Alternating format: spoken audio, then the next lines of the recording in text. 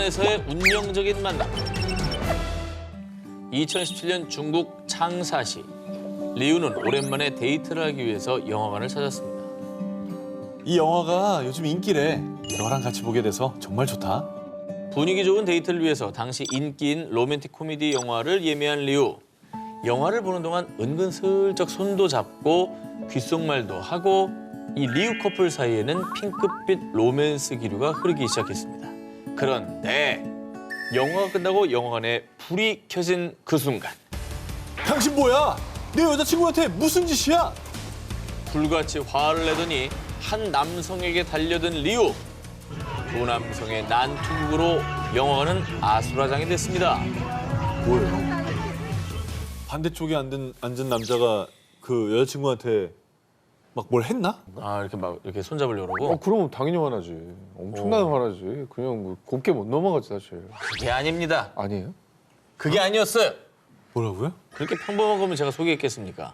리우는 영화관에 불이 켜진 뒤 그 남성과 동행한 여성의 얼굴을 보고 갑자기 화를 낸 겁니다. 날 두고 딴 남자랑 영화를 봐? 어떻게 네가 날 두고 바람을 필 수 있어? 네가 할 소린 아니지. 저 여자 누구야? 맞바람을 같은 열에서 저 영화 보면서 야, 그것도 진짜 운명의 장난이다. 그래, 니들 그만 만나라 이 이제. 정도면 인연이다. 이건 하늘이 벌 준 거죠. 그렇지. 저 영화도 상영 시간이 얼마나 다양할 것입니다. 해필 또 그날 저 시간에 같은 영화네. 사실 리우와 싸운 남성과 동행한 여성은 리우의 여자친구인 메이였습니다. 메이가 전 남자친구와 몰래 데이트하다가 현 남자친구인 리우와 딱 마주친 겁니다. 이거 뭐 양쪽 다 바람 핀 거니까 뭐 할 말 없는 아니, 거야. 배신을 한 건 정말 잘못인데 문제는 아까 지도했다는 거. 당당하게 저 여자는 누구야 했던 걸 보니 거기도 바람 폈잖아 지금. 그렇습니다. 사실 리우 역시 여자친구인 메이 몰래 전 여자친구와 데이트 중이었습니다. 전 여자친구. 자, 그러니까 원래 커플이었던 리우와 메이가 각각 전 남친과 전 여친을 몰래 만나다가 딱 마주친 상황인 것이죠. 진짜. 자, 이에 화가 난 리우가 메이의 전 남친에게 달려들어 난투극을 벌인 것이죠. 이거는 사실 일단은 그냥 나가서 팝콘 먹으면서 각자 전 애인에게 돌아갑시다. 그리고 땅땅땅하고 헤어지면 저 되잖아. 정도면 그냥 가는 게 맞다고 봐요. 이게 갈라서 합시다 이렇게. 미련이 있으니까 영화 본 거 아니야. 그럼. 어쨌든 이날 팝콘은 많이 팔렸겠네요. 각자 전 애인과 데이트하다가 딱 마주친 커플.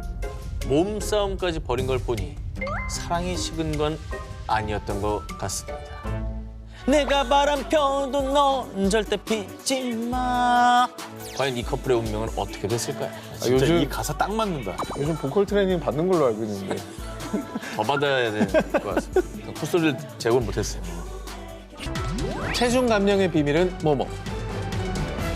아, 점수 똑같아. 셋 다. 이렇게 끝내. 2014년 미국 사우스캐롤라이나주 113kg의 육중한 몸매를 자랑하는 맥케이브는 다이어트에 도전. 6주 만에 13kg 감량에 성공했습니다. 오. 대박. 다른 사람이죠. 주만에? 완전 달라졌죠. 뭐야? 아예 달라졌는데? 자, 맥케이브의 다이어트는 말 그대로 정석이었습니다. 일주일에 3번 헬스장에 가서 1시간 정도 운동을 했고요. 근육량을 늘리기 위해 단백질 파우더를 섭취하는 정도였습니다. 대단한데? 자, 그런데 말입니다. 이후에도 하루하루가 다르게 살이 쭉쭉 빠지더니 몇 달 만에 30kg까지 감량. 게다가 체중 감량 후 원인을 알 수 없는 고통에 시달리게 된 맥케이브. 왜 그래? 손가락과 발가락이 따끔거리고 목이 뻣뻣해지는가 하면 음식을 삼키기 어려운 지경에 이르렀는데요. 심지어 아니 살이 빠지면 이게 멋있어져야 되는데 왜 이렇게 환자 같지? 동료들도 그의 안색이 달라진 걸 한눈에 알아봤을 정도였습니다. 이 정도면은 시기가 우연히 다이어트를 하고 있을 뿐이지 이건 지금 건강이 안 좋은 거예요. 어디가 안 좋다. 네, 어디가 안 좋은 거예요. 아니면 무리한 다이어트로 내가 봤을 때는 좀 건강을 해치고 있는 게 아닌가. 제가 볼 땐 무슨 중독인 것 같아요. 역시 연륜이라는 건. 자, 계속되는 통증에 병원을 찾은 그는 의사로부터 충격적인 이야기를 듣게 됩니다. 간 기능도 저하돼 있고 백혈구 수치도 높아요. 아무래도 비소 중독인 것 같습니다. 이야 연륜 역시 연륜이 대단하다. 나 이거 왜 알아? 장기간 복용하면 폐질환, 피부암, 폐암까지 일으킬 수도 있는 독성 물질인 비소 성분이 그의 체내에서 검출된 겁니다. 아니 근데 왜 비소에 중독이 됩니까 갑자기? 자, 이유를 찾아보니 평소 그가 복용하던 단백질 파우더에서 다량의 비소 성분이 발견. 그래. 그런데 정말 충격적이게도 단백질 파우더에 비소를 섞은 범인은 바로 그의 아내 에린이었습니다. 아내가 독살하려고 든 거예요? 네, 결혼 17년 차였던 맥케이브와 에린은 평범한 결혼 생활을 이어가던 중 어느 날부터 아내 에린의 태도가 달라지며 위기가 찾아왔는데요. 에린은 맥케이브가 술을 먹고 들어오는 날엔 외도를 의심, 매일같이 맥케이브의 이메일과 휴대전화를 확인하며 사생활을 감시, 급기야는 이혼을 요구했습니다. 하지만 맥케이브는 결혼 생활의 위기를 극복하고 아내와의 관계 개선을 위해 운동과 다이어트를 결심. 달라진 자신의 모습을 보면 아내의 마음도 돌아올 거라 생각했던 건데요. 반대죠. 이거는 저 아내 입장에서는 이 남자가 바람이 나서 몸을 만든다고 생각했을 거예요. 딴 여자한테 잘 보이려고. 야, 정말 엄지척입니다. 이 분석력. 동치미 이런 데 섭외 오겠는데요? 이거 거의 전문가인데? 이런 맥케이브의 마음도 모르고 에린은 더욱더 그를 의심했고요. 더 의심. 이혼까지 거절당하자 이같이 끔찍한 일을 저질렀던 겁니다. 결국 아내와의 이혼을 결심한 맥케이브. 그런데 이혼 과정에서 또 한 번의 충격적인 사실이 드러났습니다. 그만 충격. 아내에게는 다른 남자가 있었고요. 이거 예상 못했지? 이거 예상 못했지 이거는. 야, 나도 바람을 내가 피니. 졌다. 그리고 남편 맥케이브의 이름으로 생명보험에 가입한 정황까지 드러났습니다. 세상 누구보다 사랑했던 사람이 어느 순간 생명을 위협하는 원수로 돌변. 남편을 희생시키고 얻은 사랑과 돈으로 과연 행복할 수 있을 거라 생각했나요? 너무 가슴 아픈 거는 그 아내에게 잘 보이려고 다이어트를 했던 저 노력들. 내 스스로가 너무 싫을 것 같아. 모모가 세워진 황당한 이유. 2013년 11월 미국 미시간주 오클랜드 카운티의 한 주택. 창밖을 보다가 무언가를 발견하고 깜짝 놀란 리아 투오히. 자, 그녀를 충격에 빠뜨린 것의 정체는 바로 이것이었습니다. 저 뭐예요? 중지네요. 중지를 모았어요. 네. 아니, 저건 뭐 설명하기 좀 그런데 누가 아니. 봐도 의미는 알겠죠? 근데 진짜 기분 나쁘네요. 아니 저게 그냥 저 크기를 보세요, 저게. 거의 2층 높이에 거의 다 있는데? 저 규모를 봐요. 조각 제품을 지금 갖다 놓은 거예요? 자기 여기 우리 집에다가? 천장만 한 거야 지금 네. 이거. 이 손가락 욕설 동상을 세운 사람은 바로 리아의 전 남편 알렌 말코비치였습니다. 아니 전 세계 저 모양 동상은 저거밖에 없잖아요. 예, 사실 이 말코비치는 아내 리아의 불륜으로 이혼. 아, 이후 리아는 다른 지역으로 이사를 갔는데요. 그러자 말코비치는 이젠 전 부인이 된 리아의 바로 옆집으로 굳이 이사를 갔습니다. 그리고 무려 약 7,000달러, 한화 약 740만 원을 들여서요. 전 부인 리아의 집에서 잘 보이는 자신의 집 테라스에 약 3.6m 높이의 손가락 욕설 동상을 세웁니다. 그리고요, 심지어 야간에도 잘 보일 수 있게 동상 아래 정신성과 저렇게 조명을 때렸습니다. 야간에 더 잘 보인다. 야 조명 때리기가 더 기분 나쁘다. 덕분에 리아는 밤낮을 가리지 않고 온종일 손가락 욕설 동상을 마주해야 했습니다. 이 손가락 욕설 동상을 본 누리꾼들은 남자가 쪼잔해, 너무 유치하네, 뭐 내 돈 내사는데 무슨 상관? 이렇게 다양한 반응을 보였는데요. 불륜을 저지른 아내를 공개에 망신시키는 데는 성공한 말코비치는 아 이건 빌어먹을 불륜남에게 보내는 겁니다. 손가락 욕설 동상은 전 부인 리아가 아닌 불륜남에게 보내는 메시지라고 밝혔습니다. 자기 인생 살아요, 자기 인생. 아우, 이웃끼리 저렇게 하면 얼마나 아니 근데 무서워요. 나는 절로 이사 가면 불륜남을 마주칠 거 아니에요. 그럼 기분 더 더럽지 않나? 그러니까 볼 때마다 굳이 자기도 저 화날 불륜을 텐데. 왜 가? 남편에게 모모 부은 이유. 2020년 7월 14일 영국 채셔주 모두가 잠든 새벽 이웃집 문을 두드린 한 여성. 제가 아무래도 남편을 죽인 것 같은데 저 좀 도와주세요. 도움을 요청한 사람은 50대 여성 코린나 스미스였습니다. 죽인 거 같은 건 뭐예요? 자, 그래서 이웃은 바로 경찰에 신고를 했고 구조대원에 도착했을 때 사건 현장의 모습은 너무나도 처참했습니다. 남편 마이클 베인스는 온몸에 화상을 입은 채 울부짖고 있었고 그의 주변에는 끈적한 액체가 흥건했습니다. 마이클에게 화상을 입힌 액체의 정체는 놀랍게도 설탕물. 그리고 정말로 끔찍한 건 그의 아내 코린나가 의도적으로 그의 얼굴에 펄펄 끓인 설탕물을 부었다는 겁니다. 의도적으로? 실수가 아니네. 화상을 더 심하게 하려고 설탕물을 부은 거거든요. 왜 이게. 그 뭔 영화였어? 설탕물이 잘 안 씻겨 나간단 말이에요. 끈적끈적해지잖아요. 얼굴에 들러붙잖아요. 그 뜨거운 상태로. 네, 결과는 끔찍했습니다. 결국 남편은 병원에 이송된 지 한 달 만에 사망했는데 여봐. 하지만 코린나는 38년이나 같이 산 남편을 왜 죽이겠어요? 그저 어떤 말을 들었는데 너무 화가 났어. 말 한마디 때문이라고 이게. 남편을 살해할 의도는 절대 없었다고 주장했는데요. 아니 죽일 의도도 아닌데 왜 저렇게까지 해? 저거는 진짜 연구한 건데 거의. 뭐 바람 폈다는 거예요. 뭐예요? 왜 그러는 거예요? 뭘 얘기를 들었는데? 자, 두 사람의 결혼이 파국으로 치닫게 된 건 한 소문 때문이었습니다. 그것은 남편 마이클이 소아 성애자라는 소문이었는데요. 그리고 사건이 있기 전날 코린나가 딸에게 들은 내용은 더욱더 충격적이었습니다. 아빠가 어린 시절 본인과 남동생을 성적으로 학대했다는 건데요. 저는 이제 소문이라고 해서 낭설이겠거니 했는데 실제로 소아 성애자였던 얘기군요. 그 내 애들한테 그랬으니까 이거는 정말 기가 막히겠네요. 하지만 남편이 사망하게 되면서 이런 의혹이 사실인지 아닌지는 영영 물음표로 남게 됐고요. 재판부는 어떤 경우라도 코린나의 행동이 정당화될 수 없다며 그녀에게 종신형을 선고했습니다. 현대 문명사회에서 사적인 복수를 금지하는 이유가 있습니다. 저렇게 할 필요가 없어요. 결국에 이제 본인이 살인자가 되거든요. 그러니까. 모모로 복수한 남편. 2016년 7월 중국 난징.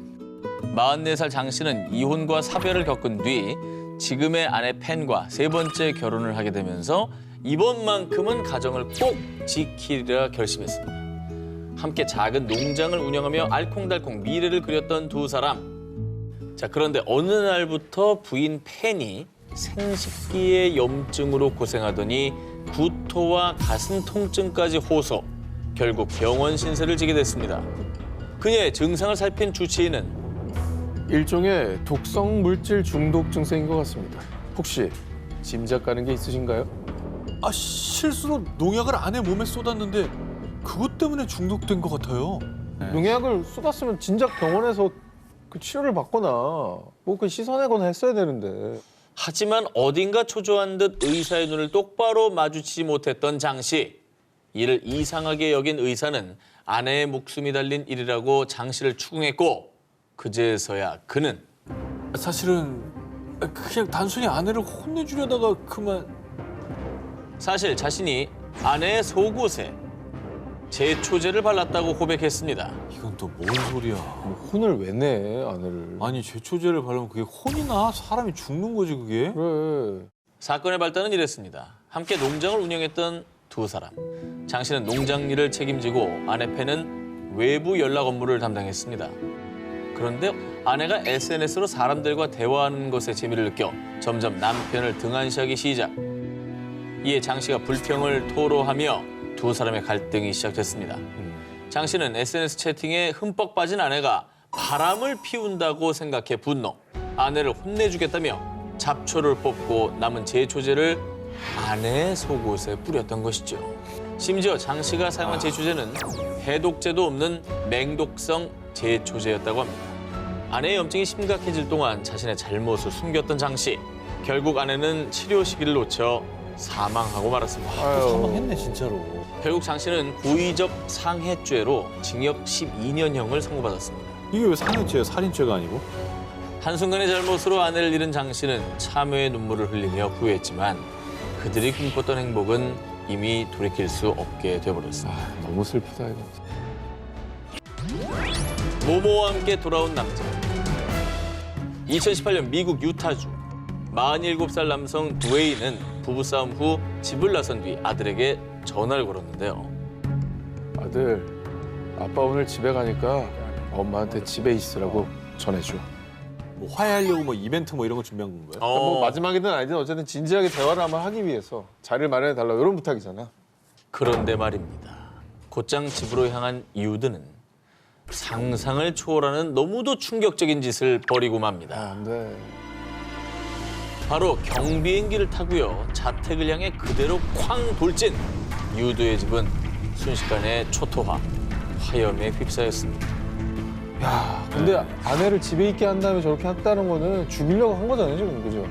근데 저거는 너무 위험하다. 저럴 경우에 이웃집에 불이 난다거나 저게 잘못해서 다른 집에 떨어졌으면 어떻게 될 뻔했어. 그치. 사실 비행기를 저렇게 자기가 핀포인트 뭐- 조종하는 게 쉬운 거 그러니까. 아닌데. 사실 평소 유드는요. 아내 샌디의 불륜을 의심했습니다. 사건 직전에도 부부싸움을 하던 중 아내 샌디를 폭행해 경찰에 연행됐고요. 보석금을 내고 겨우 풀려났습니다. 하지만 유드는 반성은커녕 감히 날 경찰에 끌려가게 해? 가만 안 둬! 오히려 분노에 타올라 아내에게 복수를 결심. 조종사였던 유드는 곧장 공항에 가서 경비행기를 훔친 뒤 뭐? 아내가 있는 집을 향해 돌진했던 자기 것이죠. 것도 아니면서 훔친 거였어? 남의 비행기를 저렇게 부신 거야? 앞뒤 안 본 거죠. 모든 최악이 다 모여있다. 눈이 다 뒤집힌 거예요, 그냥. 그래서 아내하고 아들은 죽었나요? 정말로? 당시 집에 있던 아내 샌디와 아들은 가까스로 집에서 탈출. 겨우 살아남을 수 있었는데요. 하지만 그 끔찍했던 사고를 낸 장본인 남편 유드는 현장에서 사망했습니다. 자기만 죽었네. 자기만 죽었어. 순간의 분노에 눈이 멀어 가족을 죽이려 했던 남자. 끔찍한 전쟁이 아닌 이해와 사랑을 택했다면 어땠을까요? 2010년 페루 남부 아레키파. 조용했던 마을에 돌연 강렬한 폭발음이 울려 퍼졌다. 굉음과 함께 마을 전체가 뒤를 정도로 땅이 진동. 깜짝 놀란 주민들이 거리로 뛰쳐나왔습니다. 비행기 그것처럼 또 뭔가 무시무시한 폭발을 한 거 아니에요? 이거 정말 끔찍합니다. 이거. 집안에 재운 다음에 뭐 가스를 폭발시킨다든지. 가스 폭발 가능성이 있죠. 자, 우선 그 엄청난 폭발음의 정체는 다이너마이트. 다이너마이트? 졌다 졌어. 다이너마이트가 경비행기를 능가하는. 아니 다이너마이트가 이렇게 일반인들이 쓸 수 있는 거예요? 자, 한 가정집에서 다이너마이트가 폭발했고 그 집에 살던 부부인 남편 롤란도와 아내 낸시는 결국 싸늘한 죽음으로 발견됐습니다. 득사했구나. 부부가 다? 이들 부부를 지켜봐왔던 이웃 주민들은 그날 그 집 부부가 엄청 심각하게 싸우더라고요. 아 글쎄 우리 집까지 고성이 들렸다니까요. 맞아요. 그렇게 서로 죽일 듯이 싸우더니 결국 이렇게 일이 터졌네요. 라고 증언했습니다. 가정집이 무슨 다이너마이트입니까? 그러니까 그게 민간에 돌아다니는 물건이 아니잖아요. 자, 사건의 진상은 이렇습니다. 평소 부부싸움이 잦았던 낸시와 롤란도 부부는 사건 당일에도 말다툼을 했고요. 이 광기에 휩싸인 남편 롤란도는 급기야 이성을 잃고 아내를 잔혹하게 살해. 그러고도 분에 못 이긴 그는요. 이렇게 된 거 나도 뒤따라가겠어. 이 정도면 한 방에 죽어버릴 수 있을 거야. 이 당시 페루의 한 광업 회사에서 일했던 롤란도는 다이너마이트를 손쉽게 구할 수 있었고요. 그렇게 롤란도는 아내의 시신을 껴안고 다이너마이트를 폭발, 자살한 겁니다. 아, 근데 아내를 따라 죽겠다는 것도 참 비겁한 변명으로 보입니다. 이 본인이 죽음으로써 아내를 살해한 죄를 좀 회피하려고 했던 것 같기도 하고. 비겁해요. 벌을 안 받겠다고요. 네, 비겁한 거죠 사실. 아, 게다가 다이너마이트가 웬 말이에요, 이게. 그 이게 이유- 이렇게 막 사람 사는 동네에서 터지고 그래도 되는 거예요, 이게? 이 광산에서 이 갱도 만들려고 폭발시키는 그 다이너마이트. 뭐지, 이게 왜 사람 사는 동네에서 터지냐고. 네, 불행 중 다행으로 이 당시 폭발로 인해 이웃집은 이 창문이 깨졌을 뿐 더 이상의 인명 피해는 없었는데요. 하지만 다이너마이트 폭발에 휩싸인 부부의 시신은 형체도 알아보기 힘들 만큼 너무도 참혹했습니다. 아 대화나 화해가 아닌 증오와 원망, 분노를 택한 롤란도. 결국 자기 자신조차 죽음으로 내는 어리석은 선택이었습니다. 그들의 모모모 결혼식. 2020년 12월 미국 코네티컷주. 평범한 토요일 저녁 피터와 리사는 소파에 앉아 TV를 보고 있었는데요. 그런데 리사, 나랑 결혼해 줄래? 갑작스럽게 리사에게 청혼을 한 피터. 흔한 로맨스 영화의 한 장면 같던 순간. 하지만 청혼을 받은 리사의 표정은 잠시 어리둥절했는데요. 아, 약간 이벤트 같은 거 기대했나? 너무 소파에서 TV 보다가 갑자기 그러니까 무슨 일이지? 그렇게 생각할 수 있는데 어. 지금 리사는 의아해했다고요. 의아했다. 왜 나한테? 그로부터 넉 달 뒤에 치러진 결혼식. 행복하게 웃는 피터와 리사 부부를 보며 하객들이 눈물을 글썽였는데요. 왜 눈물을 또 흘려? 사실 이 결혼식은 리사와 피터의 두 번째 결혼식. 응? 피터와 리사는 이미 결혼한 사이였고요. 그것도 이미 12년을 함께한 부부였습니다. 리마인드 웨딩? 뭐 그런 게 있잖아요. 뭐 많이들 하니까. 두 사람이 두 번째 결혼식을 하게 된 이유. 3년 전 두 부부에게 청천벽력 같은 일이 벌어졌는데요. 바로 남편 피터가 겨우 53세 나이에 알츠하이머 진단을 받게 된 겁니다. 와. 설마. 피터의 머릿속에선 평생의 소중한 기억들이 지워졌고 엄마. 이 지워진 기억엔 결혼도 있었습니다. 아유. 너무나 이른 나이에 알츠하이머 진단을 받았군요. 근데 결혼했다는 사실조차 기억을 못한대요. 근데 사랑은 남아 있었나 봐. 그러니까 프로포즈를 하지. 기억은 지워졌지만 그의 심장은 그녀를 기억했나 봅니다. 리사가 아내였다는 사실도 잊어버렸어요. 그런데 결국 또다시 그녀를 사랑하게 된 피터는 아내에게 프로포즈를 했던 건데요. 야, 그렇게 두 번째 결혼식을 올리게 된 두 사람. 야. 다행히도 결혼식 날 세상에서 가장 밝은 미소를 보여준 피터. 저거는 심장이 기억하는 거고 세포가 기억하는 거야. 사랑이란 그런가 봐. 그 머리로 하는 게 아니잖아요, 사랑이. 그러니까. 그죠? 그리고 남편에게 두 번째 프로포즈를 받고 결혼식을 올린 아내 리사는 난 세상에서 가장 운이 좋은 여자예요. 왜냐면 사랑하는 사람과 두 번이나 결혼을 하는 마법 같은 일을 겪었기 때문이죠. 라며 행복한 심경을 전했는데요. 하지만 얼마 안 가 피터는 자신의 두 번째 결혼식조차 기억하지 못하게 됐고요. 건강이 악화되며 2021년 12월 안타깝게도 세상을 떠나고 말았습니다. 얼마 전에. 잃어버린 기억 속에서도 또다시 아내를 사랑하게 된 피터의 순정. 리사의 기억 속에서 피터는 가장 다정하고 사랑스러운 남편으로 남아있을 겁니다. 모모를 기다린 사람.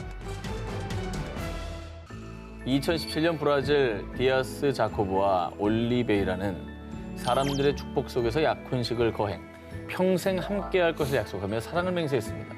그리고 두 사람의 약혼식은 언론에 보도되며 세계의 약혼식, 세상에서 가장 특별한 사랑이라며 화제가 됐습니다.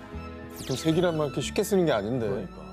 사람들의 반응에 예비 신랑 자코브는 이렇게 말했습니다. 그녀를 본 순간 첫눈에 반했어요. 저보다 약간 연상이지만 사랑해. 나이는 중요치 않아요. 약간이란 말이 좀 불안하네. 불안하죠? 근데 뭐 요새 연상연하 커플은 사실 흔하고 아니, 너무 흔한데. 음, 왜냐면 그렇다고 해서 세계 커플까지는 안 가죠. 그렇죠. 단순 연상연하가 아니었습니다. 두 사람은 수많은 연상연하 커플들을 거뜬히 뛰어넘는 넘사벽 커플로 올리베이라가 자코브보다 무려 40살 연상. 그리고 더 놀라운 건 예비 신부 올리베이라의 나이가 자그마치 106세였다는 것이죠. 아, 세계의 사랑이네요. 세기를 사신 분의 사랑이네요. 근데 아까 인터뷰에서 약간 나이가. 저분들의 나이를 생각하면 약간이죠. 그게 본인이 66인데 40년이 약간이라고 하면 본인 인생 자체 되게 짧게 사실. 극단적인 예로 들었을 때 태어났을 때 40이셨던 분이랑 결혼한 거예요. 그렇죠. 두 사람은 2014년 요양원에서 처음 만났는데요. 자코브는 올리베이라를 보자마자 아니, 저렇게 아름다운 여성이. 첫눈에 반했고 올리베이라 역시 자코브를 보고 심장이 떨리는 걸 느끼며 두 사람은 나이는 숫자에 불과하다는 걸 증명하며 우와. 뜨거운 사랑에 빠졌습니다. 하지만 정말 놀라운 건 두 사람 모두 그동안 독신으로 살아왔다는 것입니다. 100년이 넘는 세월 동안 수많은 사람들을 만났지만 운명적인 사랑을 만나지 못했던 올리베이라가 100년을 넘게 기다려 만난 운명적 상대가 바로 자코브였던 것이죠. 야, 자코브 역시 마찬가지였고 66년과 100 합치면 몇 년이야? 170. 와, 그러니까 여태 그러면 결혼할 정도의 사람들을 못 만났던 두 사람이 그렇죠. 66세, 106세 때 서로를 만난 거네요. 그렇죠. 자, 그렇게 자코브와 올리베이라는 3년 동안 사랑을 오, 사귀신 거예요? 그럼요. 한 자원봉사단체 도움으로 150명의 하객 앞에서 약혼 반지를 교환하며 사랑을 맹세. 올리베이라는 자코브 덕에 세계 최고령 약혼녀가 됐습니다. 어머. 이야 내 나이가 어때서 사랑의 나이가 있나요? 인생의 황혼기에 뜨거운 사랑을 하게 된 두 사람. 그리고 106년 만에 운명을 만난 올리베이라는 이런 말을 남겼습니다. 그를 많이 사랑해요. 이젠 그가 세상에 없으면 살아갈 의미가 없어요. 근데 되게 이제 흔한 일이 아니기 때문에 되게 이색적으로 보이겠지만 정말 저 두 분만 알 것 같아요. 이 그럼. 감정. 남들은 이해 못하는 첫사랑 아닙니까? 첫사랑인 거죠. 그렇죠!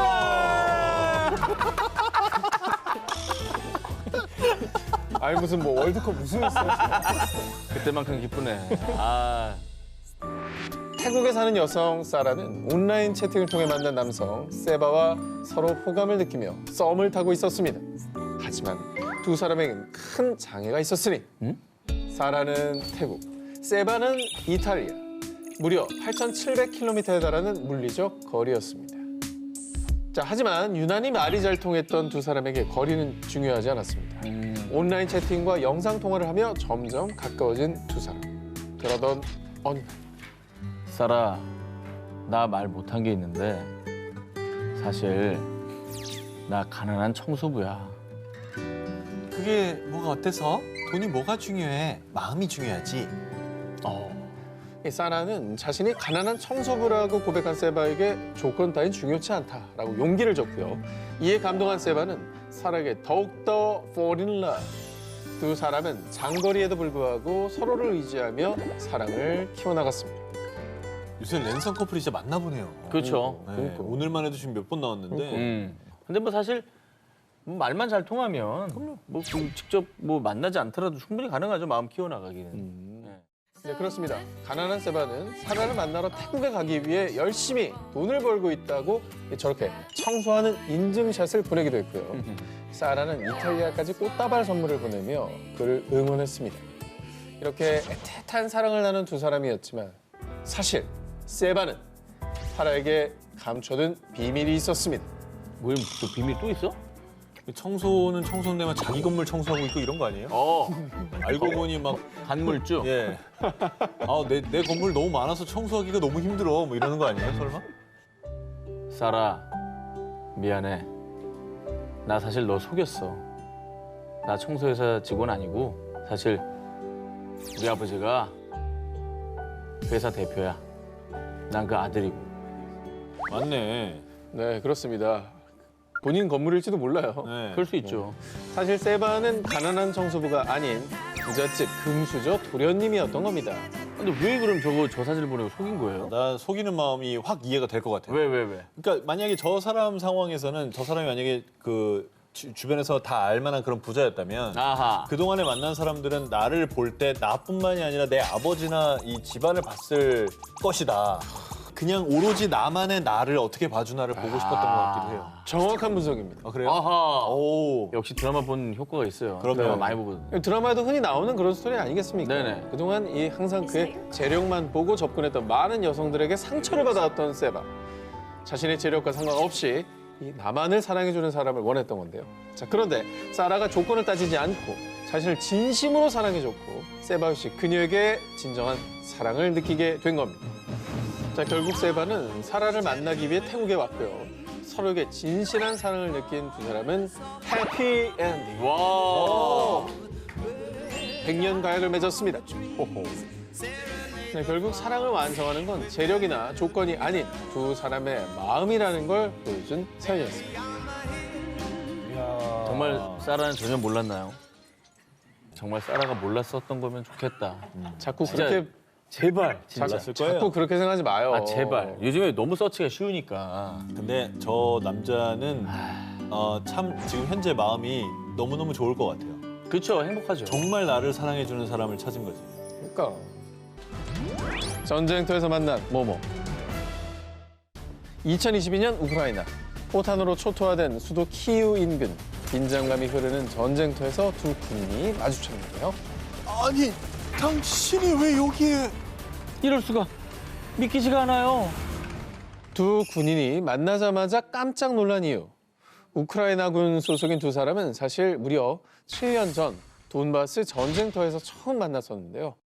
당시 서로에게 호감은 있었지만 그것이 전쟁. 이 잠시 스쳐가는 인연이라고 생각했고 이후 각자 다른 부대에 배치되며 자연스럽게 헤어졌습니다. 그런데 시간이 흘러 2022년 마치 운명처럼 7년 만에 또다시 전쟁터에서 마주친 겁니다. 자, 그 넓은 전쟁터에서 수많은 군인들이 있는데도 불구하고 서로를 한눈에 알아본 건데요. 7년 동안 전혀 교류가 없다가 어. 또 전쟁터에서 만난 거예요. 그 저 둘은 전쟁터에서만 본 거야. 딴 데서 안 보고. 다행히 적군은 아니네요. 그래도 다행이네. 우군이긴 하네. 이 운명임을 직감한 두 사람은 아쉽게 작별해야만 했던 7년 전과는 달리 이번엔 서로에게 끌리는 마음을 감추지 않았고 사랑을 불태웠는데요. 하지만 코타니 호가는 전쟁터인 만큼 언제 서로를 떠나보내야 할지도 모르는 상황. 살아있을 때 사랑의 결실을 맺고 싶었던 두 사람은 결혼을 결심. 당시 동료 군인들과 군 소속 목사뿐만 아니라 민간인까지 많은 사람이 힘을 보태며 결혼식 준비를 일사천리로 도왔고요. 덕분에 두 사람은 키우 외곽의 한 병원에서 조촐한 결혼식을 올릴 수 있었습니다. 아. 비록 웨딩드레스와 티아라, 턱시도가 아닌 군복과 헬멧, 마스크를 착용. 자, 그리고 보안상의 이유로 이름조차 공개되지 않은 결혼식이었지만요. 진정한 부부가 된 두 사람은 우리 앞에 힘든 시간이 기다리고 있다는 것을 알고 있습니다. 그래서 더더욱 우리는 결혼을 결심할 수밖에 없었어요. 이제 우리는 함께이기에 두렵지 않습니다. 설사 오늘이 마지막이라 해도 후회 없을 사랑을 할 거예요. 모모한 남편 곁에 남은 한 사람? 2016년 영국 체스터필드. 사이먼과 줄리 부부는 슬하에 예쁜 딸도 두고 35년간 행복한 결혼 생활을 하며 남부럽지 않은 금슬을 자랑했는데요. 그런데 여보, 사실 지금까지 말 못한 고민이 하나 있어. 남편 사이먼의 충격적인 고백으로 이들 부부의 평화는 한순간에 깨지고 말았습니다. 무슨 병이 있어서 시한부 판정을 받았다든지. 하하. 그걸 숨기고 그냥 이혼을 해버리는 정을 띄려고. 정말 예상치 못한 남편 사이먼의 충격 고백. 여보, 사실 난 여자가 되고 싶어. 어린 시절부터 자신이 남성이 아닌 여성이라고 생각, 성 정체성에 대한 고민이 있었습니다. 하지만 1960년대, 70년대, 지금보다 더더욱 성소수자에 관대하지 않았던 보수적인 시대였던 만큼 사이먼은 성 정체성에 대한 고민을 숨기고 다른 남성들과 똑같이 평범하게 살려고 노력했고요. 아하. 그렇게 지금의 아내 줄리와 결혼하고 딸까지 낳았던 겁니다. 하지만 수십 년의 세월이 흐르는 동안에도 여전히 자신의 성 정체성 때문에 괴로웠던 사이먼. 비록 황혼기에 접어드는 나이가 됐지만 그는 뒤늦게나마 자신이 원하는 삶을 살고 싶다는 마음이 간절해졌죠. 그렇게 성 전환 수술을 결심하게 된 겁니다. 근데 60년대에는 절대 티 내거나 뭐 그럴 수 없었을 거예요. 그렇죠. 그치, 그때 분위기는 그냥 내가 비정상이니까 이걸 고쳐보자 이런 마음이 더 클 때니까. 그렇게 2018년 성 전환 수술을 받은 사이먼은 제키라는 새 이름을 갖고 여성으로서 새로운 삶을 살게 됐습니다.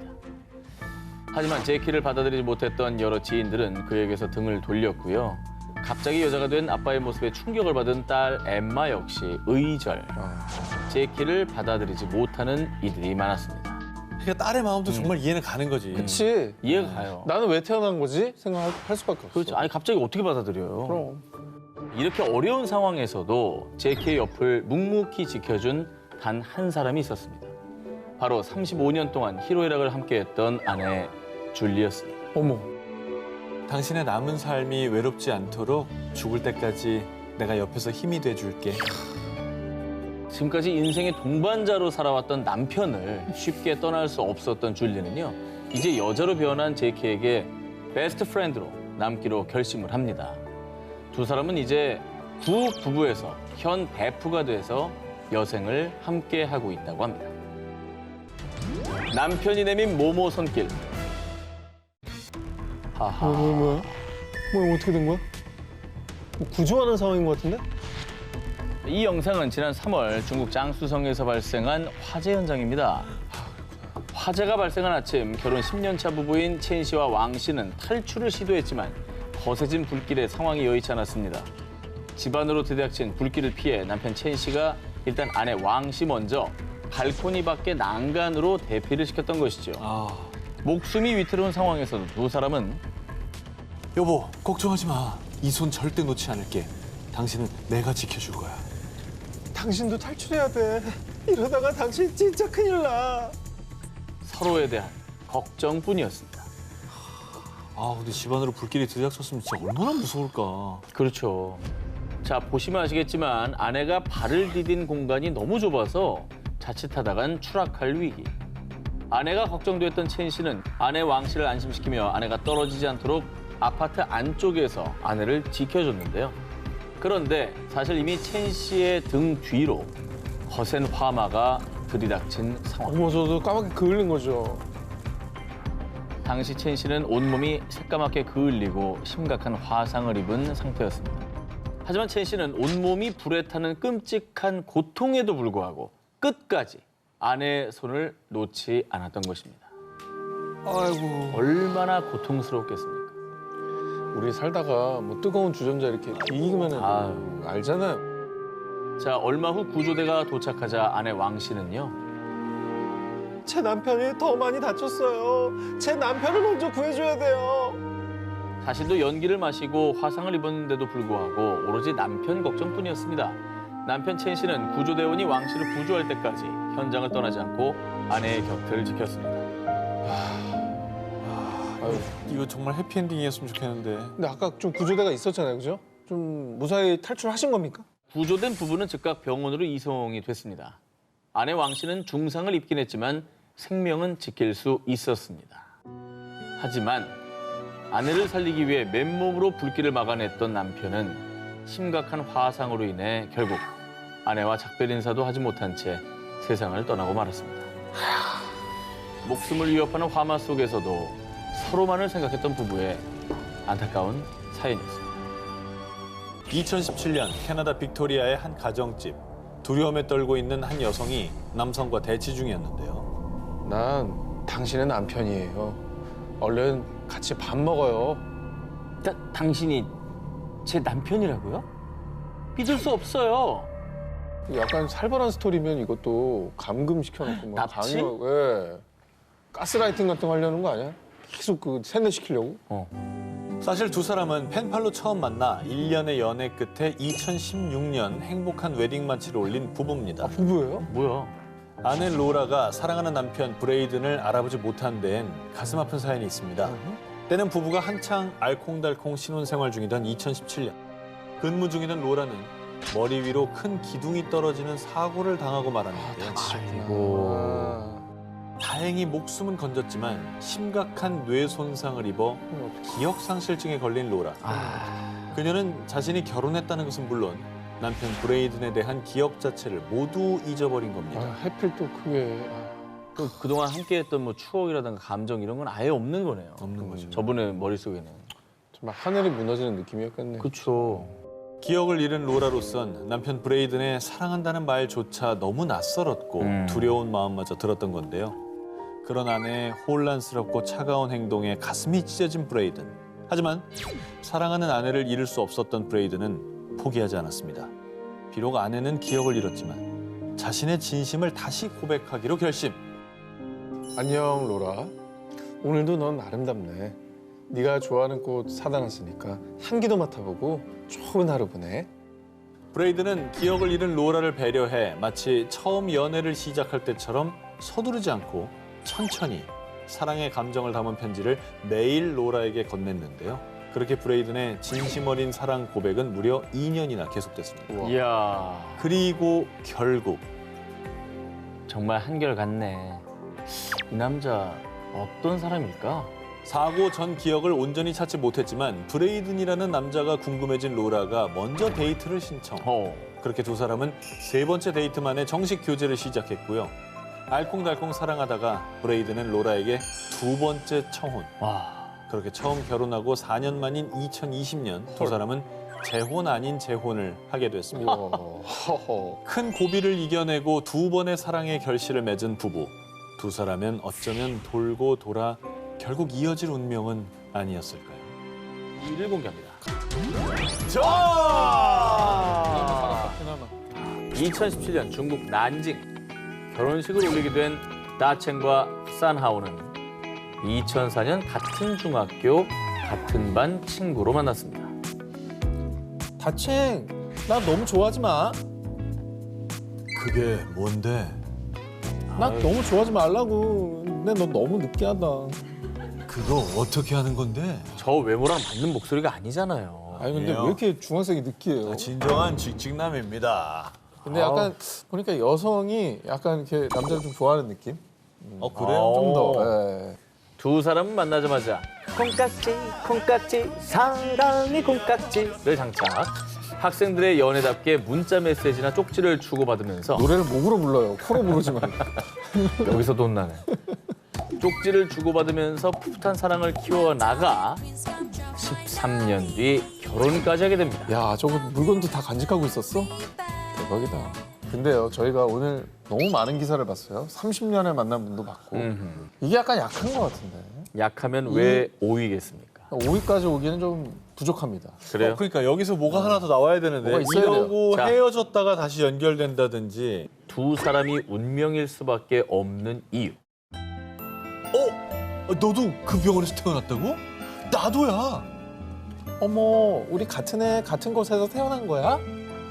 우연히 두 사람이 같은 병원에서 태어난 사실을 알게 됐는데요. 내 100일 때 사진이야. 귀엽지?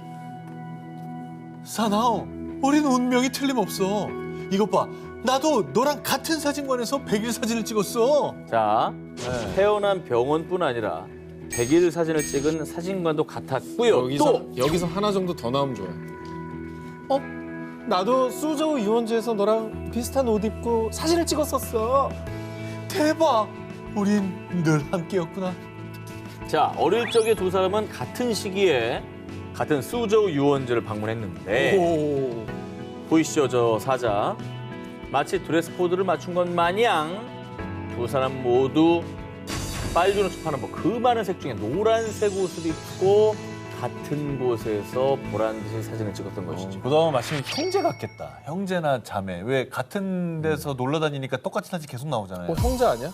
그 막장 드라마 특집이 아니고요. 오다 가다 분명히 마주쳤어요. 평행 이론인데 결국 이게 만나버렸네. 당연하지.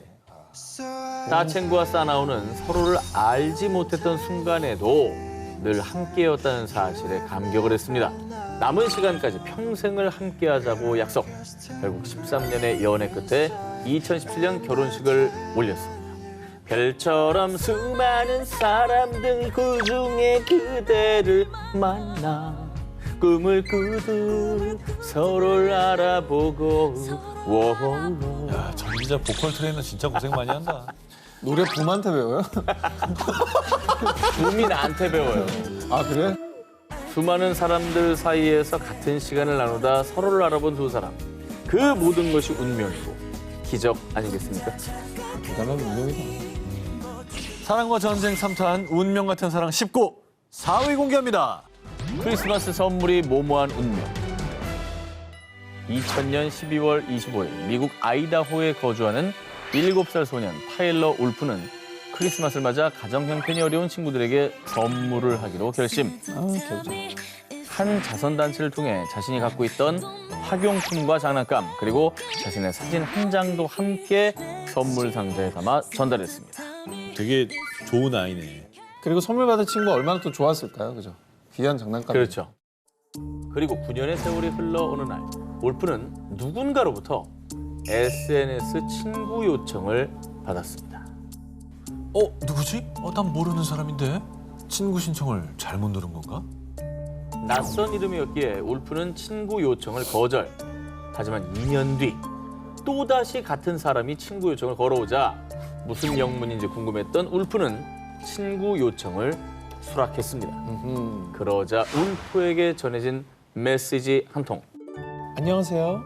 혹시 11년 전 크리스마스 때 저한테 선물을 보내주셨던 거 기억하시나요? 메시지를 보낸 사람은 11년 전 울프에게 선물을 받았던 필리핀 소녀 조아나 마찬. 진짜 멀리 보냈네. 당시 가난한 집안 형편 때문에 크리스마스 선물을 단 한 번도 받아보지 못했던 마찬은 울프의 선물에 큰 감동을 받았고요. 언젠가는 꼭 감사 인사를 전하겠다고 다짐. 선물 상자에 들어있던 울프의 사진과 이름을 잊지 않고 기억해 두었습니다. 그렇게 수년의 세월이 흐른 뒤 마차는 SNS에서 울프의 이름을 검색. 그가 어릴 적 자신에게 선물을 준 울프임을 직감하고 메시지를 보냈던 것이죠. 야, 진짜 큰 감동이 있었나 보다. 왜냐면 저 순수한 표정을 보세요. 그러니까 저 평생 못 잊을 추억이거든요. 태어나서 처음 받은 크리스마스 선물. 그렇죠. 그렇게 랜선 친구가 된 두 사람은 소소한 일상의 대화를 나누면서 성격도 취향도 비슷하다는 걸 발견. 그렇게 서로에게 호감을 느끼기 시작했는데요. 그렇게 2년간의 랜선 대화를 이어나간 끝에 2013년 6월 울프는 마찬을 만나기 위해서 필리핀에 방문. 서로를 마주한 두 사람은 사랑을 확신했습니다. 그리고 정식 교제를 시작한 지 1년여 만인 2014년 10월 어머. 수많은 하객의 축하 속에 행복한 결혼식을 올렸습니다. 14년 만에 운명의 상대를 만난 마차는 이런 말을 남겼습니다. 선물 상자를 열었을 때 그 감정을 아직 잊지 못해요. 우리는 운명처럼 만나서 꿈처럼 달콤한 사랑을 키워가고 있습니다. 사랑과 전쟁 3탄 운명 같은 사랑 19 3위를 공개합니다. 3위는 오! 잘못된 모모에서 시작된 사랑. 2017년 9월 영국 런던에 사는 40대 남성 마이클 이반젤로우는 이 영화 재밌겠는데? 제목이 걸스 트립? 이 저장해놔야겠어. 영화 제목을 기억하기 위해 자신의 모바일 메신저로 영화 제목을 전송했습니다. 그런데 말입니다. 정말 황당하게도 약 1시간 뒤 걸스 트립? 여자들끼리 여행? 아, 근데 누구세요? 누군가로부터 답장이 온 겁니다. 그리고 마이클이 미처 메시지를 확인 못한 사이 또 한 번 메시지가 왔는데요. 제가 아닌 다른 리나에게 보내신 것 같아요. 아, 죄송합니다. 제 번호에 보낸 줄 알았어요. 아유. 사실 마이클은 자신의 메신저 프로필 바로 아래에 떠있던 번호로 메시지를 잘못 보냈던 겁니다. 그 메시지를 전송받은 사람은 37세 여성 리나 달베트. 그녀는 자신의 메신저로 걸스트립이라는 메시지만 딱 오자 호기심에 답장을 보냈던 겁니다. 이 사람 일이 그렇습니다. 참 그런가 봐. 이게 그렇지. 그냥 뭔가 끌려서. 그래서 보통은 뭐야? 이러고 말지. 99.9% 아무도 안 보낼 걸. 다 그렇지, 그렇지. 황당한 인연에 놀란 두 사람은 잘못 보낸 메시지를 계기로 자연스럽게 대화를 이어갔는데요. 전 마이클인데 제 메신저에 왜 그쪽 번호가 저장되어 있는지 모르겠어요. 혹시 저 아세요? 아니요. 혹시 근데 영국 사세요? 네, 우리가 어디서 만났던 적이 있을까요? 그렇게 대화를 이어가던 두 사람은 서로에 대한 호기심이 호감으로 발전. 마침 같은 런던에 거주한다는 사실을 알고 급기야 만나기로 약속까지 했습니다. 더욱 놀라운 사실은 평생을 모르고 살다 잘못 온 문자를 계기로 대화를 시작한 두 사람이 서로 만나는 데까지 걸린 시간은 단 5시간. 그렇게 처음 만난 두 사람. 초면이었지만 마치 알던 사이처럼 이야기가 잘 통했고 운명처럼 서로에게 사랑에 빠지며 곧바로 연인으로 발전하게 됐는데요. 진짜? 만난 지 단 3개월 만에 결혼에 꼬린 대박이다. 말도 안 돼. 여긴 왜 이렇게 빨라? 그냥 뭐 앞뒤 잴 것도 없었나 보다. 너무 좋았나 보다. 그러니까요. 그 소식을 들은 리나와 마이클의 친구들은 그들도 운명 같은 로맨스를 기대하며 모르는 번호로 메시지를 보내기 시작했다고 합니다. 전현문 수처럼 아무데나 날리면 안 됩니다. 답장은 안 왔겠죠. 네. 잘못 보낸 메시지 한 통으로 부부가 된 커플. 사실 두 사람의 운명적 만남은 서로를 알아본 두 사람 스스로가 만든 거 아닐까요? 사랑과 전쟁 3탄 운명 같은 사랑 19 2위를 공개합니다. 헤어진 커플, 기적의 모모. 1950년대 영국. 같은 직장에서 만나 사랑에 빠진 론 오웬과 루스 홀트. 연애를 시작한 지 1년이 지났을 무렵 오웬은 인생에서 중대한 결정을 내렸습니다. 홀트, 더 늦기 전에 내가 좋아하는 음악을 하면서 전 세계를 여행하고 싶어. 혹시 날 기다려줄 수 있겠어? 유람선을 타고 전 세계를 여행하며 뮤지션 생활을 하고 싶다고 홀트에게 고백한 건데요. 하지만 홀트는요. 오웬, 난 당신을 기다릴 수 없을 것 같아요. 우리 여기서 그만 끝내도록 해요. 현실적으로 더 이상 인연을 이어가기는 힘들다는 생각에 이별을 선택. 그렇게 두 사람은 각자의 길을 걷게 됐습니다. 아직 서로를 사랑하지만 오웬의 꿈을 위해 안녕을 고한 두 사람. 이후 홀트는 다른 남자와 결혼을 했고 영국을 떠나 사우디아라비아로 향했는데요. 한때는 열렬히 사랑했지만 이제는 서로의 생사 여부조차 알지 못한 존재가 되어버린 두 사람. 어린 시절 아련한 사랑의 기억을 추억 속 한 페이지로 남겨둘 수밖에 없었습니다. 근데 저 때의 사랑은 더 애절한 것 같아요. 방법이 없어, 방법이. 편지를 써도 이걸 받았는지 어쨌는지 알 수도 맞아. 없고. 수신 확인도 안 되고 이거. 네, 그렇게 60여 년의 세월이 흐르고 2014년 어느 날 다시 영국으로 돌아온 홀트는 뜻밖의 소식을 들었습니다. 이번 파티에 로니레이가 온대. 나 로니레이 팬이잖아. 뭐라고? 로니레이? 아니 설마 그이가? 로니레이가 누구예요? 로니레이가 유명한 사람이야? 오웬이에요?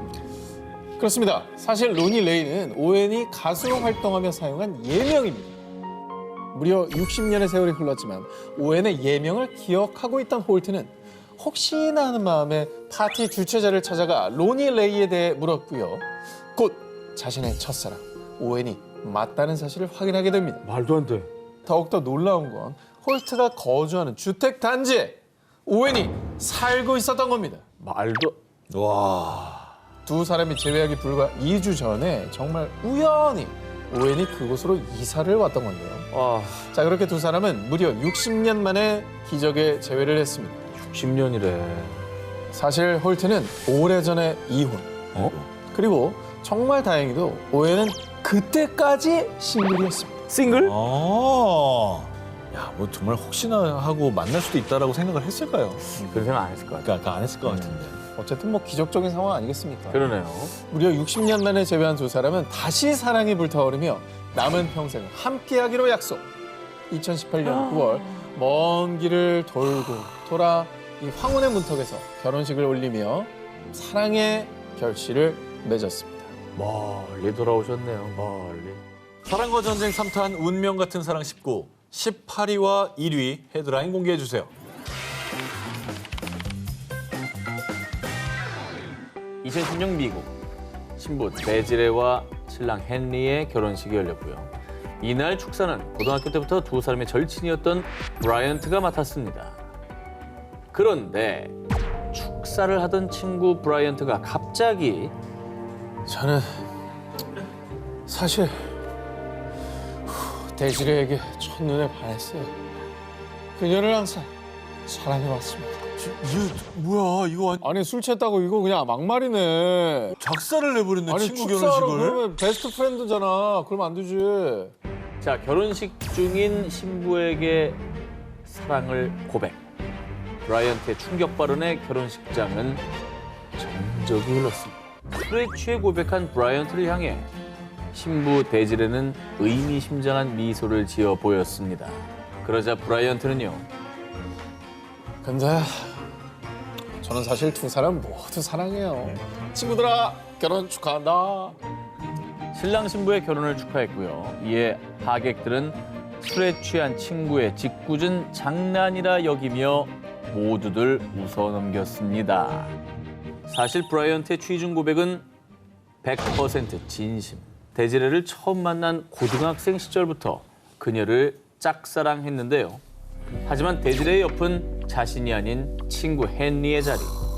미치겠다. 친구 헨리의 여자친구였던 데지레였기에 브라이언트는 늘 고백을 삼킬 수밖에 없었고요. 그렇게 좋아하는 마음을 전하지도 못한 채 데지레의 결혼식까지 지켜봐야 했던 것입니다. 그렇게 브라이언트의 짝사랑은 씁쓸하게 막을 내리는 듯 했지만 약 1년 뒤인 2011년 그에게 사랑을 쟁취할 수 있는 뜻밖의 기회가 찾아왔습니다. 뭐야? 막상 결혼을 해보니 잘 맞지 않았던 데지레와 헨리가 이혼했던 겁니다. 자, 이혼 후에 우울증을 앓던 데지레. 그런 그녀에게 브라이언트는요. 데지레, 우리 같이 밥 먹을까? 데지레, 이번엔 네가 좋아하는 공연을 하더라고. 같이 가자. 데지레의 상처를 위로하며 묵묵히 옆자리를 지켰는데요. 브라이언트의 지고지순한 마음에 감동받은 데지레는 서서히 마음을 열기 시작. 그렇게 두 사람은 연인 관계로 발전했고요.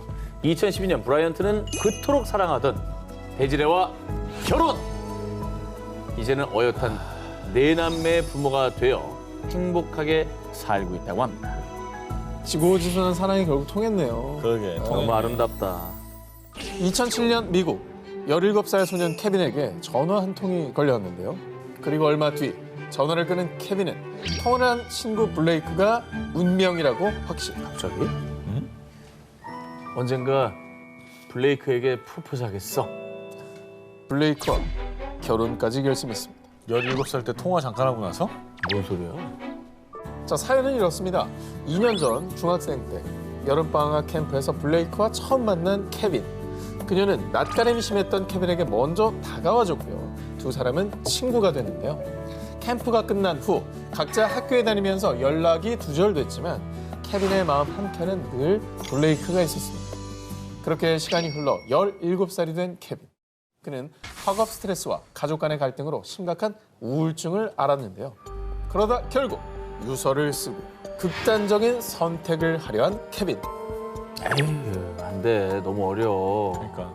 케빈이 잘못된 선택을 하려던 그 순간 전화가 걸려왔습니다.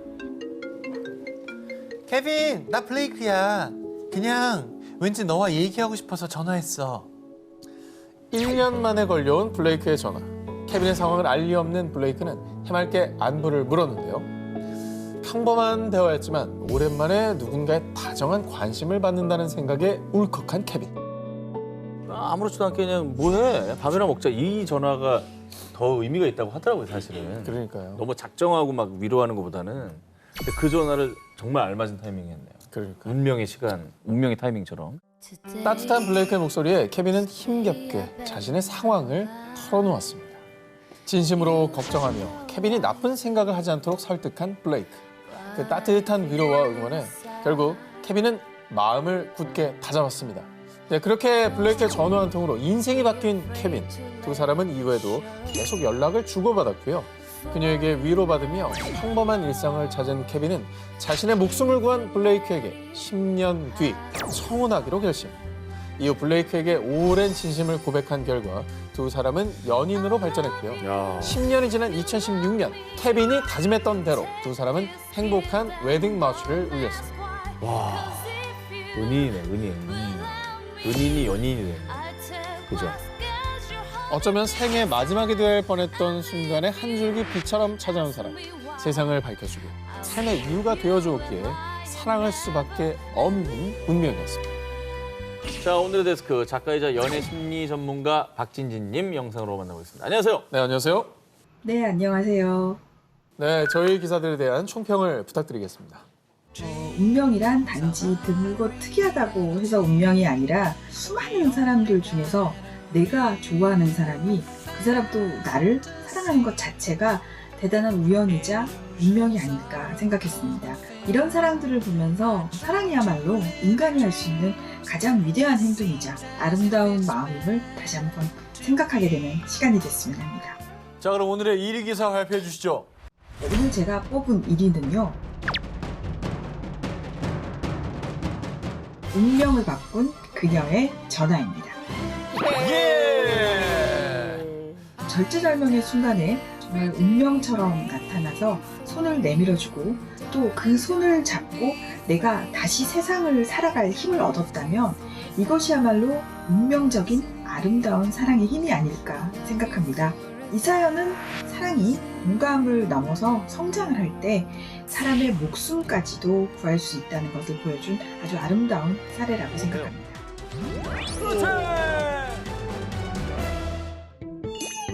야, 오사로 퇴근? 그건 퇴출해야 돼. 2008년 11월 영국 데번주 엑셔터시로 이사온 여성 헬렌 피어슨. 자, 그런데 말입니다. 이사를 온 지 몇 달 지나지 않아 헬렌은 이상한 일을 겪게 됩니다. 아니, 내 자전거가 왜 여기 버려져 있지? 자전거 타이어가 망가진 채로 발견. 그리고 며칠 뒤엔 집 자물쇠가 망가져 있었는데요. 도둑 들었나 보네. 아니면 이분이 새로 이사 왔다 그랬으니까 어. 그 집에 먼저 살던 사람에게 원한을 가진 아, 뭐 그런 사람이지 않을까요? 아, 근데 잘못된 타겟으로 그렇지. 새 주인 온지 모르고.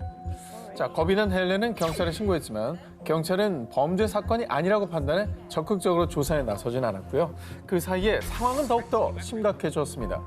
헬렌의 자동차 타이어에 펑크를 낸 것뿐만 아니라 내가 제대로 공격하면 어떻게 대처할지 보고 싶구만. 비명을 지르려나? 그럼 지금부터 게임을 시작하지. 헬렌 앞으로 익명의 편지를 발송, 심지어 집 근처 길바닥에 죽어라 헬렌이라는 무시무시한 협박을 적어놓기도 했는데요. 다이 헬렌 다이. 왜 저래? 뭐 원한이 있어요? 이건 진짜 너무 무서운데? 이건 원한이 있는 건데.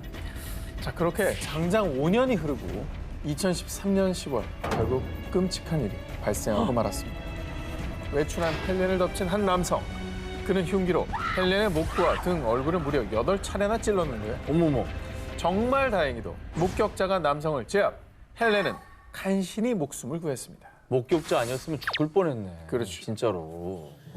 현장에서 체포된 범인의 정체는 조 윌리스. 그는 범행을 저지른 이유에 대해 제가 얼마나 사랑했는데 저 여자는 내 사랑을 무참히 짓밟았다고요. 전 남자친구예요, 그러면? 아 어쨌든 간 전 남편이 전 남친이든 간에 이별을 했으면 그냥 받아들여야지. 이게 뭐 하는 짓입니까 이게. 그런데 어. 헬렌의 입장은 달랐습니다. 저를 사랑해서 한 행동들이었다고요? 대체 언제부터요? 뭐야 관계가 없어? 조는 전 남자친구도 전 남편도 아니었습니다. 뭡니까? 그럼? 뭐야? 사실 조는 헬렌이 이사 온 아파트의 이웃집 남성입니다. 그는 동네에서 헬렌을 마주칠 때마다 어? 날 보고 웃으며 인사하네. 나한테 관심 있나? 근사한 레스토랑에서 데이트하면 좋아하겠지? 결혼하면은 우리 집을 팔고 저 헬렌 집에서 살까? 뭐야, 한 번 웃었더니 결혼하고 집 파는 것까지 간 거예요, 생각이? 친절하게 웃으며 인사하는 헬렌에게 푹 빠졌고요. 혼자만의 사랑을 키웠습니다. 그러던 어느 날 헬렌, 주말에 나랑 공연 보러 갈래요? 어머, 주말에 약속 있는데 미안해요.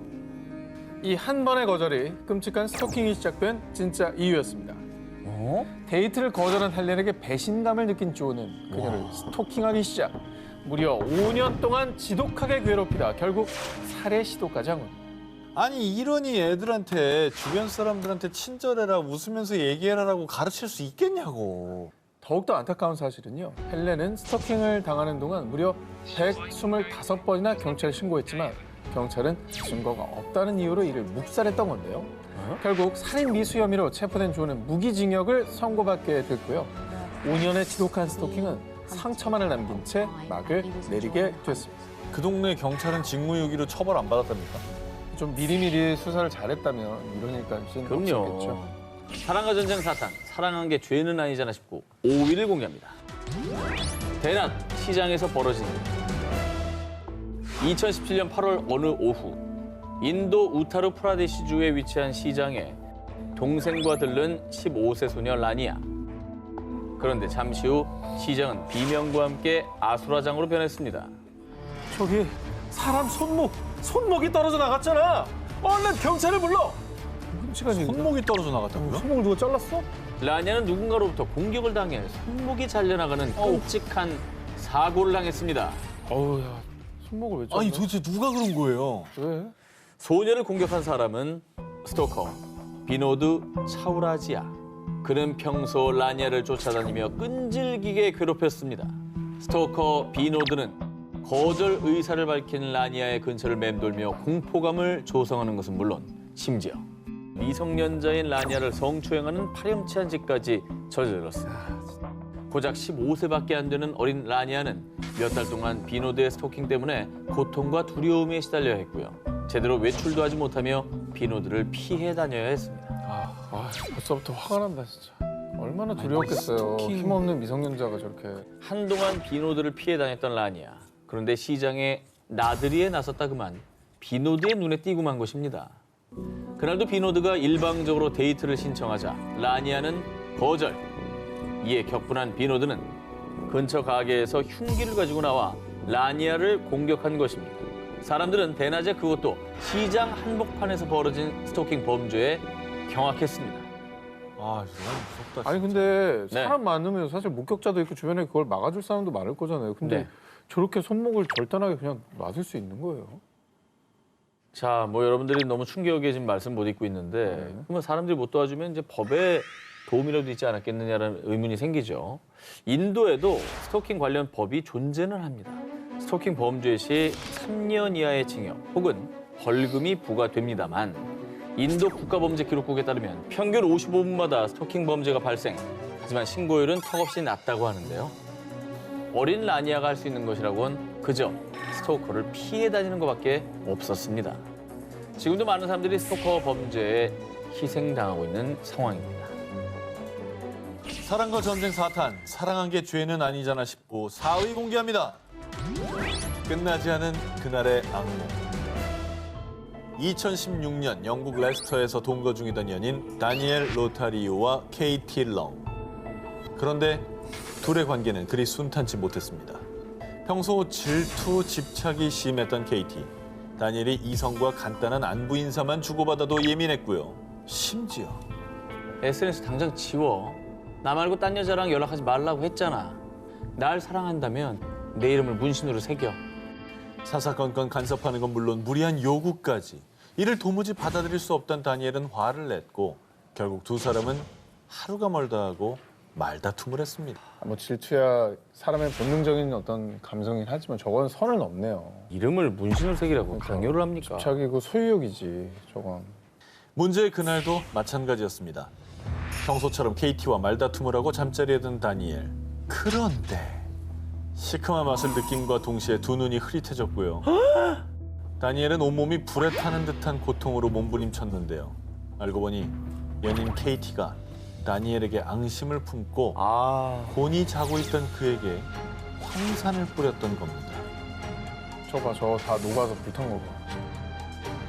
이 사건으로 6주간 혼수 상태에 빠졌던 다니엘은 가까스로 목숨을 건졌지만 이미 시력을 잃고 신체의 3분의 1이 녹아내릴 정도로 심각한 화상을 입은 뒤였습니다.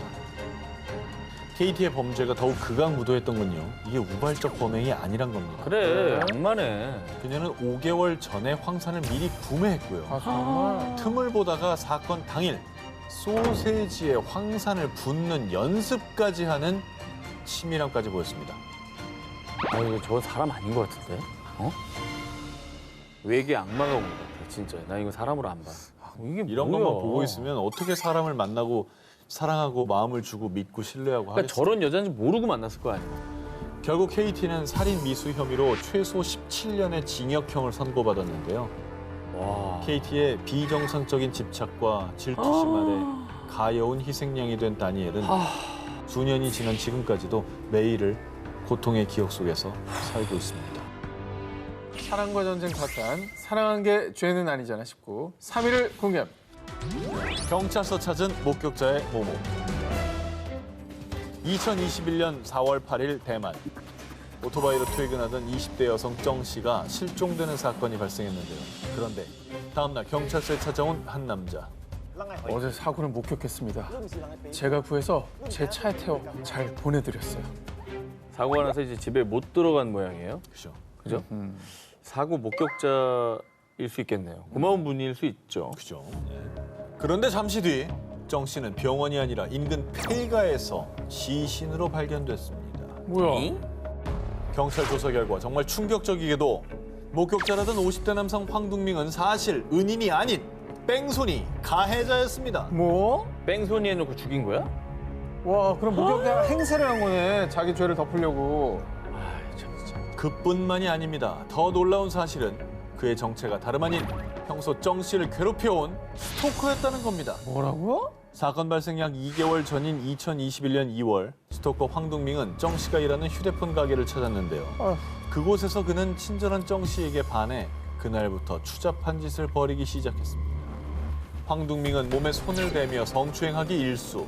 그리고 가정이 있는 정 씨가 분명히 싫다고 했음에도 불구하고 그녀의 출퇴근길을 미행하거나 불쑥불쑥 나타나 스토킹했습니다. 그리고 사건 당일 지인에게서 차를 빌린 스토커 황둥밍은 오토바이로 퇴근하는 정 씨를 미행, 고의로 추돌 사고를 일으켰고요. 머리를 부딪혀 의식을 잃은 정 씨를 자신의 차에 태워 납치, 추악하게도 폐가에 데려가 추행한 뒤 결박한 채 유기했고요. 그렇게 병원에 가서 치료만 받았어도 살 수 있었던 정 씨는 차디찬 바닥에서 목숨을 잃었습니다. 심지어 스토커 황둥민은 뻔뻔하게도 경찰서를 찾아가 가짜 목격자 행세, 수사에 혼선을 주는 인간 말종짓을 벌였는데요. 말종이네 말종. 하지만 결국 경찰 조사로 그의 스토커 짓이 여과 없이 드러났고요. 그는 살인죄, 강제 추행 혐의로 기소. 자신의 스토킹 범죄를 교통사고로 위장하려 한 그는 현재 법의 심판을 기다리고 있습니다. 뭘 기다려? 정씨 스토킹 사건을 계기로 대만 내에서 스토커 관련 법 마련의 목소리와 비난이 거세지자 대만 정부는 뒤늦게 스토커 처벌법을 제정, 올해 6월 도입을 앞두고 있습니다. 스토커 때문에 사랑하는 아내를 떠나보낸 남편. 그는 아내를 지켜주지 못한 자신을 탓했는데요. 더 이상 아무 잘못도 없는 이들이 자책하는 일이 없기를 바랍니다. 사랑과 전쟁 4탄, 사랑한 게 죄는 아니잖아 19. 2위를 공개합니다. 모모에 빠진 남성의 고백. 2018년 러시아 16살 소년 키릴 볼스키는 SNS 동호회 활동 중 크리스티나 캄라예바라는 동갑 친구와 사랑에 빠졌는데요.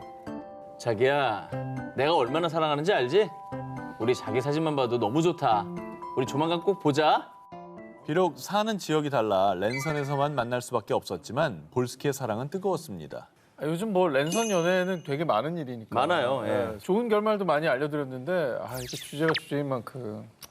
볼스키는 가족 결혼식 때문에 캄라예바가 사는 곳에 방문할 예정이었고요. 그렇게 두 사람은 드디어 설레는 첫 만남을 갖게 됐습니다. 그런데 말입니다. 캄라예바는 볼스키를 만난 뒤 감쪽같이 실종되고 말았는데요. 응? 실종 신고를 받은 경찰은 마지막 목격자였던 볼스키를 유력 용의자로 지목했는데요.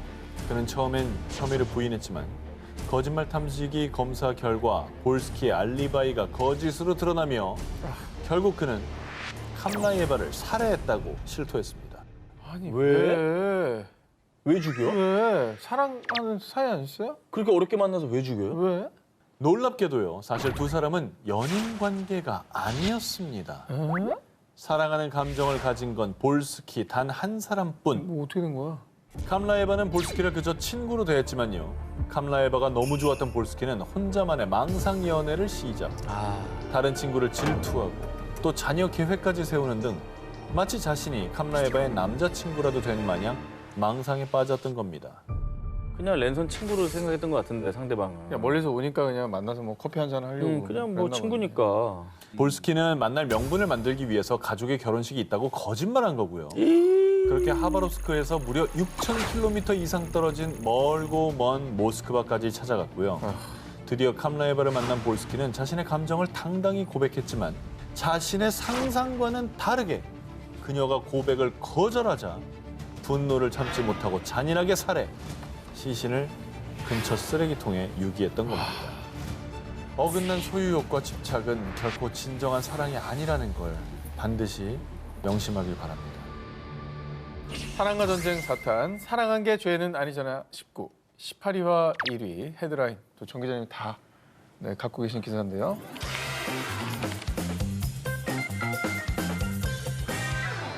(2007년 3월) 홍콩 60대 남성 양친지는 한 남성을 향해 더 이상은 못 참아.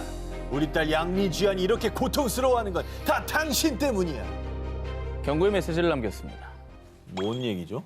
그러니까 누가 딸을 스토킹을 하고 있는 건가요? 리암 그래서- 니슨입니까? 그런 모드입니까? 그래서 스토킹 딸을 구하려는 아빠의 마음. 딸 가진 아빠로서는 저 마음은 100% 이해합니다. 스토커와 달라붙으면 아빠는 화가 나거든요. 당연하죠. 아니, 당연하죠. 예. 그런데 말입니다. 여러분의 예상과는 아예 다릅니다. 예? 이번 사연의 스토커는 다름 아닌 그의 딸 양리쥐안이었습니다. 뭐? 자, 그러니까 양친지의 딸은 스토킹의 피해자가 아니라 가해자였던 것이죠. 1994년 중국 간수성 란저우에 살던 양친지의 16살 딸 양리쥐안은요. 영화배우 유덕화에게 흠뻑 빠져서 학교도 그만두고 덕질에 몰두. 20살이 된 이후에는 유덕화를 보기 위해 그의 스케줄을 따라 베이징에 6번, 홍콩만 3번을 방문. 하지만 무려 13년간 단 한 번도 그를 만나지 못했습니다. 아니 만나지 못할 수 있죠. 아니 근데 사실은 맹목적으로 저렇게 연예인 따라다니고 그렇게 긴 시간 했으면 그 정도면 됐다. 그럼 이렇게 할 것 같은데. 아니 따라다니는 거는 뭐 연예인들 그 저기 좋아하시는 분들은 많으니까 그건 얼마든지 그럴 수 있는데 근데 아까 우리가 들은 아빠의 반응은 지금 우리가 아는 거하고 다르잖아. 그렇죠. 너무 다른데? 네. 유덕화와 결혼하겠다며 그를 찾아 헤매는 딸을 지켜보던 아버지는요. 늦둥이 딸을 전폭적으로 지원. 넉넉지 않은 형편에도 적금을 깨는가 하면 심지어 집을 팔고 급기야 신장 매매까지 시도. 딸을 뒷바라지했습니다. 그러다 2007년 드디어 꿈에 그리고 그리던 유덕화 실물 영접에 성공한 양리주안. 홍콩에서 열린 팬미팅에서 무려 13년을 찾아 헤맨 그와 드디어 대면하게 된 겁니다. 자, 하지만 그녀가 유덕화를 1대1로 대면할 수 있었던 시간은 단 10초. 아니 뭐 팬미팅이란 게 다 그렇잖아요. 좀 오래 본 거예요. 그래. 그토록 꿈꾸던 순간이었지만 오히려 짧은 만남에 허무했던 양리주안은 더 큰 고통에 시달리고 맙니다. 아니 그러면 앞에 아버지가 경고의 메시지를 보냈다고 했잖아요. 네. 딸이 너무 그렇게 고통스럽고 힘들어서 유덕화 씨에 대해서 그렇게 얘기를 한 겁니까? 자, 그런데 말입니다. 정말 놀라운 사실은 그 메시지가 아버지 양친지의 유서였다는 것입니다. 그는 유덕화를 원망하는 데 그치지 않았고요. 스스로 목숨까지 끊는 것입니다. 하지만 그녀는 아버지의 죽음에도 유덕화에 대한 집착을 버리지 못했습니다. 이미 정상이 아닌 겁니다, 지금. 자, 하지만 유덕화가 자신을 만나주지 않자 급기야 아버지의 죽음이 그의 탓이라고 소송을 제기합니다. 자, 하지만 결국 패소했고요. 이 사건 이후로 유덕화는 충격에 정신과 치료까지 받아야 했습니다. 내가 열심히 연예인 활동을 한 결과로 누군가가 죽었다, 자살했다. 그럼 다행히 7년이 지난 2014년 양리주안은 부친의 자살과 유덕화는 무관하다며 사과했고요. 현재는 과거 자신의 행동과 아버지의 죽음에 큰 죄책감을 느끼고 반성하며 살고 있다고 합니다. 2013년 10월 일본 군마현 다테바야시 25세 여성 스즈키 치히로에게 연락한 38세 남성 나가이 타가오. 낮에 같이 밥 먹은 남자 누구야? 그 남자랑 무슨 사이냐고? 아무 사이 아니라니까. 거짓말! 지금 네 집 앞이야. 너 나올 때까지 기다린다. 일단 뭐 남자가 굉장히 화가 나 있고 어쨌든 의심받는 상황인 것 같아요. 네. 사실 두 사람은요 커플이 아니었습니다. 커플도 아니에요 심지어? 이미 헤어진 사이. 그럼 남이네. 뭐야 끝났으면 끝난 거지. 저렇게 딴 얘기할 남자를 권한도 없어요. 그럼 만나든 남남이죠. 말든 무슨 상관이세요? 뭐 하든 상관없는 거 아니에요? 이게 구질구질한 내용이네. 집착하고 그죠? 자, 그런데 말입니다. 치히로에게 재결합을 강요하던 타가오는 급기야 그녀를 폭행하고 스토킹. 결국 견디다 못한 치히로는 몰래 이사한 뒤에 타가오가 자신을 찾을 수 없도록 주민대장 열람 제한까지 신청했습니다. 얼마나 무서우면 이사까지 했고 완전히 그냥 그 남자한테 벗어나려고 시도는 한 거잖아요. 그렇죠. 네. 치히로가 이사를 가자 분노에 타오른 타가오. 감히 날 피해 숨어? 두고 봐. 내가 반드시 찾아낸다. 그는 치히로를 찾기 위해 특단의 조치를 취했습니다. 경찰서죠? 불법 각성제 갖고 있는 사람들 신고하려고요. 뭐? 치히로 가족의 차에 몰래 불법 마약 성분이 든 각성제를 가져다 둔 타가오. 헐. 그는 이 일로 치히로 가족이 체포되면 치히로가 가족들 면회를 올 거라 생각한 겁니다. 아, 사이코패스구나. 사이코패스. 가족이 경찰서에 가면 얘가 면회를 오니까 그러면 쫓아가서 집이 어딘지 알아내겠다 이거잖아요. 지금. 그렇죠. 사이코패스. 다행히 치히로의 가족들은 누명을 벗으며 체포되지 않았고요. 치히로를 찾으려던 타가오의 계획은 실패했습니다. 하지만 포기하지 않았던 타가오. 얼마 뒤 2차 계획에 돌입합니다. 바로 치히로 아버지의 차에 몰래 GPS를 부착한 것이지요. 헐. 이후에 딸의 집에 방문하는 치히로의 아버지를 미행했던 타가오. 아니, 당신이 어떻게 여기? 치히로, 내가 말했잖아. 넌 날 벗어날 수 없다고. 또 찾아냈으니까 얼마나 불안하겠어요. 저 정도의 집요함이면은 어디로 가든 찾아낼 것 같아요. 진짜 너무하네. 타카오가 치히로의 집을 찾아내고 며칠 뒤인 2014년 2월 19일 안타깝게도 차량 안에서 머리에 충격을 입고 사망한 채 발견된 치히로. 그리고 얼마 뒤 스토커 타카오 역시 극단적인 선택을 하며 비극적인 최후를 맞이했습니다. 숨막히는 전 남자친구의 스토킹, 과도한 집착, 어긋난 소유욕이 가져온 비극적인 결말뿐이었습니다.